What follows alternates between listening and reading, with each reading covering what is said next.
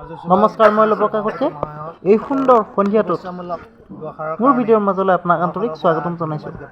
ভাঙাবৰুৱা গাঁৱত পোনপ্ৰথমবাৰৰ কাৰণে ৰঙালী বিহু উদযাপনৰ প্ৰস্তুতি চলিছে। আজি ৰঙালী বিহুৰ কাৰ্যালয়টো উদ্বোধন কৰাৰ কাৰণে আমি সকলো উপস্থিত হৈছোঁ।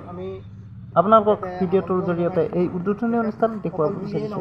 এই অঞ্চলৰ যিখিনি বিহুববীয়া ৰাইজ, বিহুৰ কাৰণে মতলীয়া যিখিনি ৰাইজ, সকলোৰে পৰা আমি সৌভাষিক বিচাৰিম।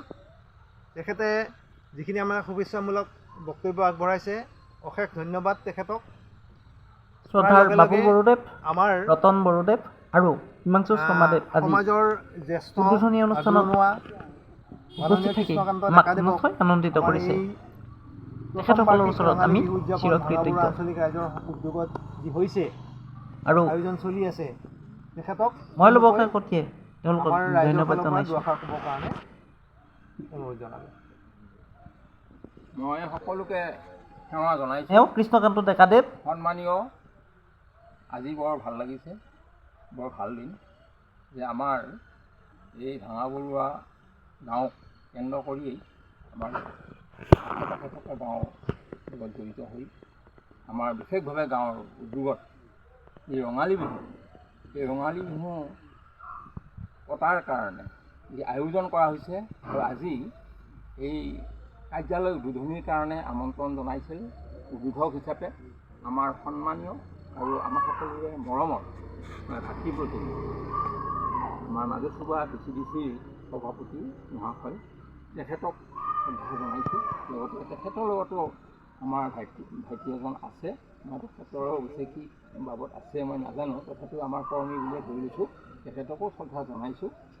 আমাৰ মাজত উপস্থিত আছে আমাৰ এই অঞ্চলৰে বিশিষ্ট ব্যক্তি তথা সমাজ সেৱক, আমাৰ সন্মানীয় মৰমৰ হিমাংশু শৰ্মা ডাঙৰীয়া, আৰু মঞ্চত হিমাংশু শৰ্মাদেৱ, আমাৰ গাঁৱৰেই মুৰব্বী, আমাৰ একালৰ আমি বন্ধু, আজি আমাৰ মাজত উপস্থিত থাকি তেখেতে বিশিষ্ট ব্যক্তি নথৈ আনন্দিত কৰিছে। কাকতি অৱসৰপ্ৰাপ্ত আমাৰ বিষয়া, লগতে ৰেল বিভাগ, আৰু আমাৰ ৰতন বড়োদেৱ আৰু বাবুল বড়োদেৱ, কাকতি মহাশয়, তেওঁলোকো আৰু আমাৰ মাজত আজি উপস্থিত থাকি আছে মাননীয় আমাক নথৈ আনন্দিত কৰিছে।